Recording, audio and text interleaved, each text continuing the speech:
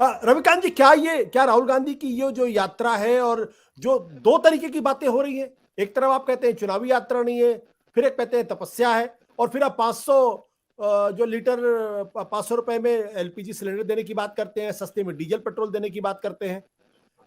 या तो साफ तौर पर कहिए कि भाई चुनावी यात्रा है, कांग्रेस पार्टी चुनाव लड़ेगी, हमारा प्लेटफॉर्म जो है मोदी के विरोध का प्लेटफॉर्म है, हम उनकी आलोचना करते हैं, वो फेल हुए हैं और इसलिए हम यात्रा निकाल रहे हैं।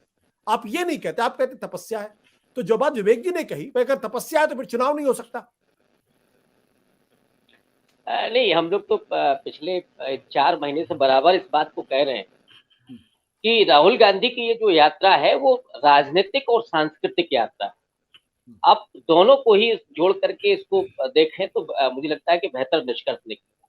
और जाहिर तौर पर अब उसका जो हासिल है उसको लेकर के विश्लेषण हो रहा है और आगे भी होगा। सवाल ये है कि राहुल गांधी जो तपस्वी के रूप में अपने आप को पेश कर रहे हैं, इसको लेकर के मैं भी शायद कह चुका हूं कि ये एक गलत नैरेटिव है और इसको लेकर के बीजेपी आरएसएस भी चाहेगी कि राहुल गांधी को तपस्वी बना दिया जाए।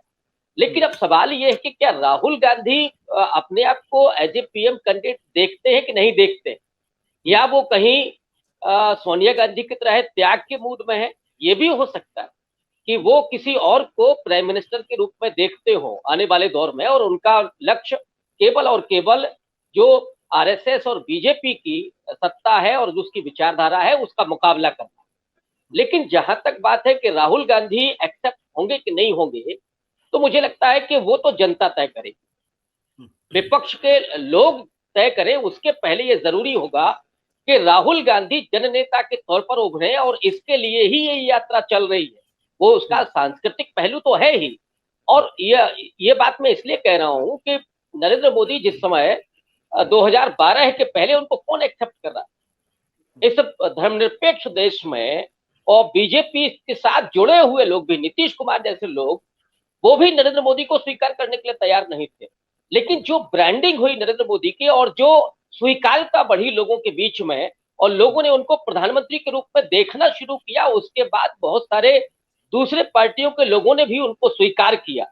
तो मुझे लगता है ये चीज राहुल गांधी के साथ भी हो सकती है। अभी तो करीब 15-16 महीने का समय है, और इस 4 महीने की यात्रा में उन्होंने अपनी छवि को वास्तविक रूप में लेकर के वो आ गए हैं, जो करोड़ों रुपए खर्च करके जो छवि को ध्वस्त किया गया था। इसके बाद वो जाहिर तौर पर लोगों से जैसे वो कनेक्ट कर रहे हैं, हालांकि उसमें भी मैं अभी थोड़ी सी कमी देखता हूं, लेकिन ये जो पत्र वाली जो इनका इवेंट है, इसके जरिए वो और पहुंचेंगे लोगों तक।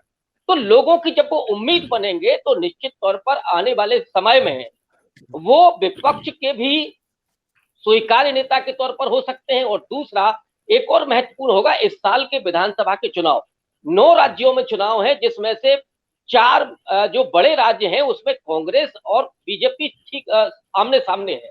अगर इन राज्यों में कांग्रेस पार्टी को सफलता मिलती है और बाकी राज्यों में उनका प्रदर्शन ठीक ठाक रहता है, तो निश्चित तौर पर राहुल गांधी और कांग्रेस पार्टी दोनों की स्वीकार्यता विपक्ष के नेताओं में भी होगी, और उसके बाद चीजें अपने आप दुरुस्त होती चली जाएंगी, जैसे 2012 के बाद नरेंद्र मोदी के पक्ष में होती चली गई। ठीक है, लेकिन ये जो एक सवाल महत्वपूर्ण इस पूरे मसले पर यह है कि राहुल गांधी एक बड़े नेता के तौर पर उभर रहे हैं, उनकी छवि बेहतर हो रही है, इसमें कोई दो राय नहीं है। लेकिन कांग्रेस पार्टी अगर 150 के आसपास सीट लेकर आएगी, क्या इस बात की भी गारंटी आज की तारीख में यात्रा दे सकती है?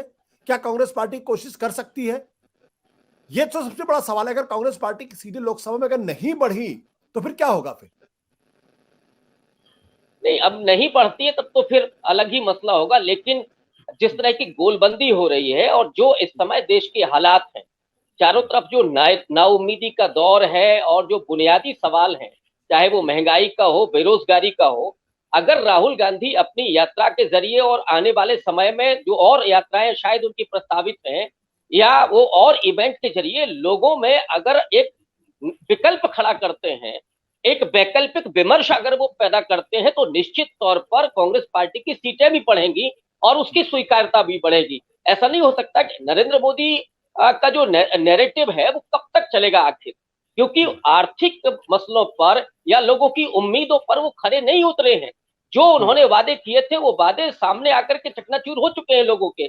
अब लोगों को एक ऐसे विकल्प की जरूरत है कि जो सामने उनको उनकी उम्मीदों को पूरा करते हुए दिखे।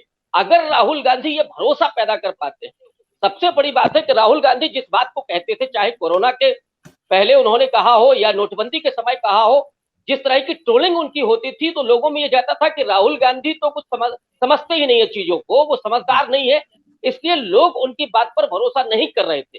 लेकिन इस यात्रा के जरिए ये तो हुआ है कि आपको राहुल गांधी के आलोचक बहुत कम अब हो गए हैं। दूसरा, जो भी बात कर रहा है, यहां तक कि उनका विरोधी ही क्यों ना हो, लेकिन वो ये बात जरूर कह रहा है कि राहुल गांधी अच्छा काम कर रहे हैं, भले ही वो उनको वोट ना देने वाला हो। तो इससे एक नैरेटिव तो बनेगा उन लोगों में जो खास करके जिनकी कोई आइडियोलॉजी नहीं है उस तरह की, ठीक तौर पर कि बीजेपी के साथ है कि कांग्रेस के साथ है। तो जो फ्लोटिंग वोटर है वो निश्चित तौर पर कांग्रेस पार्टी और खास करके राहुल गांधी उसको लेकर के थोड़ा सा संवेदनशील होगा, और ये उनके लिए एक तरह से जीत का वो कॉम्बिनेशन बन सकता है, इसमें कोई दो राय नहीं है। सत्य हिंदी का ऐप डाउनलोड करें गूगल प्ले स्टोर पर।